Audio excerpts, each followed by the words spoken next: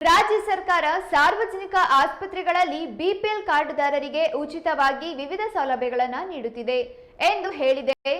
ಆದರೆ 7 ತಿಂಗಳು ಕಳೆದರೂ ಯಾವುದೇ ಆದೇಶ ಹೊರಡಿಸಿಲ್ಲ. ಈ ಕುರಿತು ಕೂಡಲೇ ಆದೇಶವನ್ನು ಹೊರಡಿಸಬೇಕೆಂದು ಶಾಂತವೇರಿ ಗೋಪಾಲಗೌಡ ಸಮಾಜವಾದಿ ಅಧ್ಯಯನ ಕೇಂದ್ರದ ಅಧ್ಯಕ್ಷ ಕಲ್ಲೂರು ಮೇಘರಾಜ್ ಆಗ್ರಹಿಸಿದ್ದಾರೆ.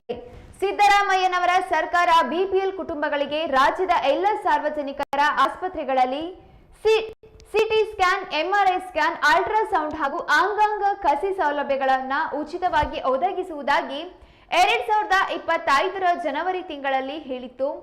ಆದರೆ ಇದುವರೆಗೂ ಜಾರಿಯಾಗಲಿಲ್ಲ. ಇದರಿಂದ ಬಡವರು ಸೌಲಭ್ಯಗಳಿಂದ ವಂಚಿತರಾಗುತ್ತಿದ್ದಾರೆ. ಕೂಡಲೇ ಅದನ್ನು ಜಾರಿಗೊಳಿಸಿ ಎಂದು ಆಗ್ರಹಿಸಿದ್ದಾರೆ.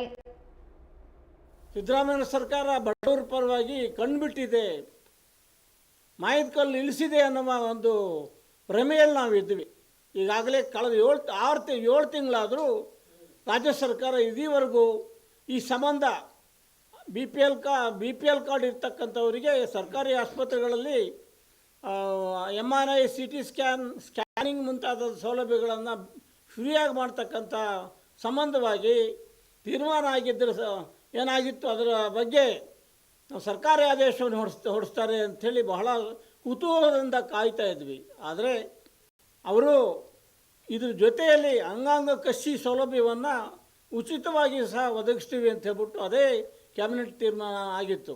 ಆದರೆ ಇವರು ರಾಜ್ಯದ ಬಡವರಿಗೆ 31 ಜಿಲ್ಲೆಯ ಬಡವರಿಗೆ ಈ ಘೋಷಣೆಯನ್ನು ಮಾಡಿ ಎಲ್ಲವೂ ಉಚಿತ ಅಂತ ಹೇಳಿಬಿಟ್ಟು ಇವತ್ತು ಮಕ್ಬಲ್ ಟೋಪಿಯನ್ನು ರಾಜ್ಯ ಸರ್ಕಾರ ಇವತ್ತು ಬಡವರ ಬಗ್ಗೆ ಹಾಕಿದೆ.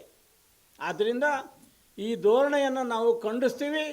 ಕೂಡಲೇ ರಾಜ್ಯ ಸರ್ಕಾರ ಏನು ಹಿಂದೆ 2025ರ ಜೂನ್ ತಿಂಗಳಲ್ಲಿ ಕ್ಯಾಬಿನೆಟ್ ತೀರ್ಮಾನ ಆಗಿತ್ತು, ಅದರಂತೆ BPL ಕಾರ್ಡ್ ಹೊಂದಿರತಕ್ಕಂತಹ ಎಲ್ಲ ಬಡ ಕುಟುಂಬಗಳಿಗೆ